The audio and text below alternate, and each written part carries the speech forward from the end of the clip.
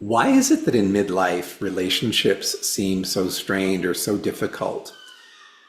You may not want to hear the answer to that question that I'm going to share, but frankly, it's because we get into patterns. We get into patterns of being that start to dictate how we relate with others and how we even relate to ourselves. When we get into these patterns, this autopilot way of living, then everything becomes very bland. And there's little room for growth, there's little room for expansion, there's little room for change. And we don't even know that we actually need or want that. So let's look at relationships in terms of the primary relationship, the relationship with your partner, for example. When you've been with someone for a number of years or even decades, it's inevitable that the relationship, the communication between the two of you is going to suffer if it's not proactively addressed. Now, what does that mean? It becomes patterned. It becomes a similarity in terms of how we speak with our partner every day. And a lot of that can become very frustrating, both for you and your partner. And sometimes you're not even communicating that, but you're sharing that frustration by the energy that you bring to the situation and the energy that you have inside of you that can be festering. And that's not helpful or healthy in the long run. There's the kids. So if you've got a family, those communications, that interaction, the relationships with your kids can also be strained.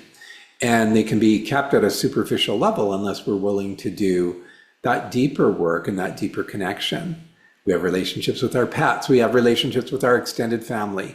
So all of these relationships need to be looked at in terms of how are we engaging and how are we spending our time and how are we working towards enhancing or improving those relationships when we recognize they're not really serving us. We also have our friends. We have our social circles and social networks. What are those looking like? Because oftentimes in midlife, there's a bit of a withdrawal. The other part of the relationship stuff, aside from family, friends, and colleagues, is really the relationship you have with yourself. And oftentimes by midlife, that relationship needs a damn big overhaul. And again, that may not feel like something that you are comfortable with even hearing, let alone doing. But the truth of the matter is that we end up in these situations where we're really struggling because we haven't allowed ourselves to grow and to change and to evolve. And that creates a lot of stagnation and frustration. So we don't want to overlook that most important relationship, the one with ourselves. We want to be able to explore some of those patterns. And let's be clear, the patterns that we have around how we communicate internally with ourselves, those were set very early. They were set in those early stages of life by seeing what was modeled by our parents, by learning through our institutions, our schools, our churches, whatever other institutions or organizations you may have been involved with. And those patterns then get set early and they inform how we interact with others as well. So our internal pattern of communication, our internal relationship with ourselves reflects on how we relate with others. And these patterns are deeply ingrained. And so it can be hard for us to want to change them, or if we do want to change them, to know how. But it's an important part in this journey, especially in midlife, that we do a reassessment, if you will, that we look at all of these dynamics and we learn to find new and better ways to move forward because we want the next stage of our life to be the best yet. And part of that necessarily means our relationships, the relationship within, the relationship in the family unit, and the relationship with those around us. How do we do this? How do we begin this work? And how do we start to maybe mend the relationships with others and the relationship with ourselves? Well, let's be clear, because by midlife, a lot of this has been going on for years and even decades. It's not going to be an overnight quick fix. And just be okay with that. Know that that's the reality. And know that as you begin to do this work, that there's going to be some setbacks. You'll make some gains, and then you'll end up stumbling back and making some of those errors from those patterns that are deep within you. And that's okay. We don't want to beat ourselves up. Unlearning these patterns that we've got within us is going to take some time and some focus. My biggest recommendation when I work with clients, when I've done this myself, is really this idea of becoming much more self-aware. We may think that we're self-aware, that we clued into who and what we are, but most of us are not.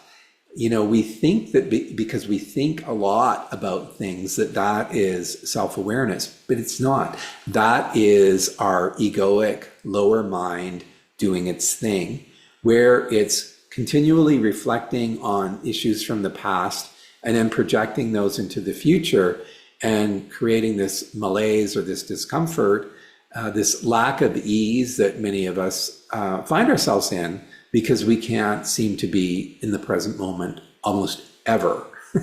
Never. Self-awareness is key, and we want to use some tools to start to build that self-awareness, to get beyond the mind chatter that keeps us confused and keeps us in this state of lack of truthfulness around who and what we are. What might some of these tools look like? Well, I like to keep it really, really simple.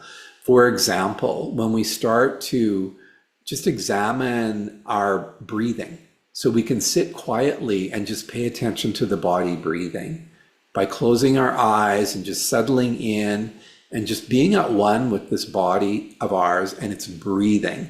Breathing is this beautiful gift of life that we do some 26-ish thousand times a day. And we nary pay much attention to it. However, when we do, it gives the mind an opportunity to slow down, to be here, to be in the moment, to be present. The breath is a huge and important tool when we're working with the mind. And we start there. We start simply by observing the breath. So again, you just close your eyes and maybe you give yourself a minute or two just to be with your breath. Your mind is not going to like this. Your mind will resist in all ways, shapes, and forms that it can. It's going to rebel because it knows that when you are doing this slowing down, stilling, that you are trying to take control of the situation. You are trying to get beyond that egoic lower mind that wants to dominate and be in control. So you've got to remember that, because the mind will try to sabotage you. There's a lot of internal sabotaging kind of forces within us, and we could list them and name them, but just know that that's the case. Starting with observing the breath, and this can be a practice you do a few times a day, especially if you're in a situation where you're feeling flustered. If you're at work, for example, and you're feeling like, oh my gosh, if you have an office, you can close the door and just, again, take a few moments. If you don't have an office, you can turn off your headset, whatever type of work you do, and maybe even close your eyes and just take some time with a few breaths. It's incredibly powerful. And when you start to do this regularly, you'll start to feel different. You'll start to sense a bit of just decompression, this quietude that is there in the moments with your breath. The other thing that I would welcome you to do, and this is a hard one, it's actually quite easy when we get past how we're conditioned. Humans are not good at feeling our feelings. And so we feel all sorts of things every day, but do we really feel them, or do we run in the opposite direction? Or do we have a fleeting glance at the feeling and then move on? So when you can spend some moments, some time with whatever you're feeling, that's incredibly powerful. And for men, for example, it can be really difficult because we don't even know how to label some of our feelings. We don't even know how to identify what they are. And that's just because, again, of our conditioning, how we were raised, the patterning that's inside of us. If you can pause and feel the feeling. So for example, you're in a meeting and you're really, really frustrated with how the meeting's flowing. Maybe the person who's chairing it makes you absolutely batty. Then in that moment, even just take a pause and ask yourself, what am I feeling?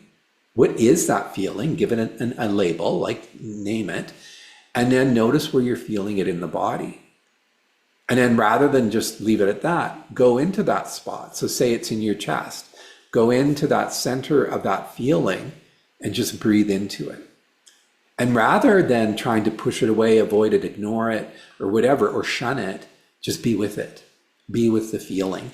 So you label it, you feel it somewhere in your body, because all of those feelings are going to be felt somewhere in the physical form. And then you use your physical form to move beyond them. Super, super powerful. So in doing this, you're building a stronger relationship with yourself because you're becoming more self-aware. So we start with the breath awareness, then we start with the feeling awareness. And then another thing that you can do is take time to be alone. A lot of us really shun the idea of alone time. We're actually a bit scared to be in our own company. But this is how we grow, and this is how we build a better relationship with ourselves. If we're constantly bombarded by stimuli of others, by our social media apps, by the television, whatever it may be, the radio in the car, we don't give ourselves that opportunity to be at one with ourselves. And it can be scary for some of us. But when you do that, when you take some alone time, no distractions, then you're forced to sort of be with yourself. And that can feel scary, but it need not, because this is how you're going to start to identify some of the stuff that's maybe been avoided or ignored for years or even decades. And when you tap into that part of yourself, that's when transformation and change can really happen. That's when we start to heal. We don't need to always go to a therapist or that, some sort of third party to begin a healing journey. We can do that work just by getting still and being with our own thoughts and just noticing them, being aware of them, and allowing them to be.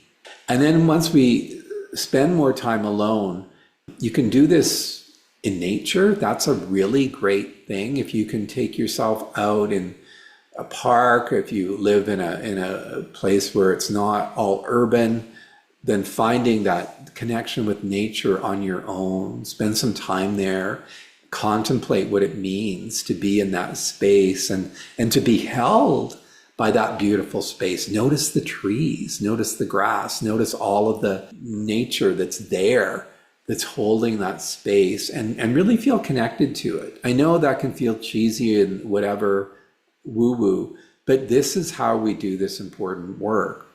We have to disconnect from all of the busy distractions that become part of our lives. And once you start to do this, you'll be able to be more present. Your mind doesn't like being present. It's always going to take you into the future and into the past, projecting the past into the future. So when we can get more connected to just being present, and it can only be sometimes for just a fleeting second or two initially, but then you're able to expand on that present moment awareness. It's really super powerful. So start to notice your inner dialogue in these moments where you're alone and doing some reflection. Notice those voices of those inner saboteurs and how they keep you frustrated, they keep you confused, they keep you small. Whether it's the judging, the self-critical, the pity, whatever it may be, the shame, all of these sort of voices in there that make us feel like we're not all that we can be. So once we start to identify those, then we can just allow them to get more quiet by acknowledging them and then moving on. When we acknowledge them, we identify them, then we can switch the thought process up and convert those messages, those internal voices, into something more positive. But if they're just running on autopilot constantly, then we don't really have that opportunity. So do that work of self-reflection when you catch yourself in these situations where those sabotaging inner voices are there. You acknowledge them. Oh, that's the voice of the judge. I see. Okay, I don't need you right now. Thank you. Goodbye. Move forward. Oh, that's the voice of the pity. I'm feeling bad for myself because things aren't going the way that I want them. Oh, okay, I see that voice, and then let it go and move on. Pivot and change. Consciously shift your thought process. Powerful stuff. Not easy, but when you start to do it methodically, this is how we affect really powerful change in our lives. Now, here's the great thing. When we start to do this work, we will start to feel the implications of it rolling out into our other relationships. So think of your partner. If you've been together for a long time, those communication patterns are kind of set. And so what we sometimes need to do is to really shake that stuff up, because you succumb to that pattern of being, and then the conversations become almost by rote, unless you've consciously made room and space for that not to happen. What I would recommend, if you're in that sort of pattern behavior, if you sense that they're frustrated just as much as you are, then we need to be proactive about that.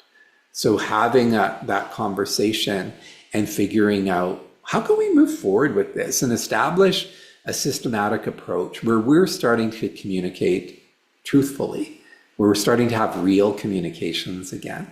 And you get to decide what that looks like. It could look like many things. You know, the classic thing you hear about is date night. But if you do date night and you're just doing the same patterns that you do at home, that's not necessarily helpful. What you ideally would be doing is finding time, scheduling that time, and whether it's at home or some other location where there's a different environment that can support this, you have truthful and honest conversations with each other. You step into that vulnerability. You allow for that space and that healing to happen. And through doing this, you will start to build and establish that relationship in a new and more vital way. You can look at, by extension, your family, and how are you interacting with your kids and even in your extended family? What patterns of communication and behavior are there that could be adjusted, modified, and again, creating some sort of systematic approach to that. So if it's with your kids, similarly with your partner, you could schedule time, family time together, and just create an environment of sharing and caring, you know, where you're all being open and truthful and honest with each other. And if this is new to you or sounds a little bit scary, all the more reason to do it, because as you step into that way of open and honest and frank communications with each other, you grow in ways that are incomprehensible if you're not in that situation already. You'll become a very tight and strong unit, a loving, supportive unit of family. And that's what we need to see more of. It all starts with the internal communication skills, and where we started here by you taking ownership of where you're at right now and doing some of this work. And then as you do this work, it's going to impact all aspects of your relationships. And by way of relationships, we're also talking about communication, right? So how you relate to others is really around the communication. So how am I relating to my friends, my family, and my colleagues? So the work situation can be interesting too, because we don't get to decide who we work with for the most part. That's, depending on your situation, that's informed by your employer. So we spend so much of our time with our colleagues, more time for many of us than we do with our family members. And what do those relationships look like? And how could those be enhanced or improved in ways that benefit you and will benefit ultimately, you know, the place where you're working, the organization, and the work that you're doing, the productivity, the team environment, that sort of thing. Doing this personal work around your inner relationship will be very revealing, and it will help you in terms of your work relationships as well. When you're more self-aware, you're aware of how you're engaging and impacting others in the workplace, and you can begin to make some of those changes. You can be the proactive person who maybe you reach out to that colleague that you don't have, the best relationship. Maybe it's a little bit frosty, and you initiate a conversation with them, a truthful and honest conversation with them, with a viewpoint towards healing that relationship and making that relationship better and stronger. We do not need to become bosom buddies and lifelong friends with our colleagues necessarily. Maybe that will happen, because we do spend a lot of time, and a lot of these people do end up becoming our friends and our support network. But even without that, having that communication stronger, more supportive, mutually beneficial, this is going to make going to work a lot better. One of the things we find in midlife is this disconnection from a sense of meaningful work and purposeful work. Well, if the relationships at the workplace are better and stronger, that will feel a lot better as well. So this idea of relationships is all about taking time to get out of the patterns that we're in, to be honest and authentic first with ourselves. Again, hard work, but not necessarily work that we can or should avoid. When we do that self-awareness stuff, it is the gateway to becoming more vital. It is the gateway to be having more success. It is the gateway to really feeling a true connection to self. That gets lost in the journey. And when we rediscover it, this is when we really start to shine. And I would argue that in midlife, it's imperative that we do this work. It's imperative that we move to another place of understanding who we are, because we have years and decades left. And if we stay stuck in patterns that haven't brought us to a place of complete fulfillment, then that's just going to become our future. So why not do this beautiful relationship work now? Begin this inner journey, and then let it ripple out into your family. Let it ripple out into your colleagues, your workplaces, your social circles. You will become a different person, and you will show up so differently just because you know more clearly who you are, where you're going, and really what this life is all about. So I welcome you to do this beautiful work. Even though it may seem daunting and challenging, you start with your baby steps. You start with, like I said, doing some breath awareness. Then it can elevate into things like journaling.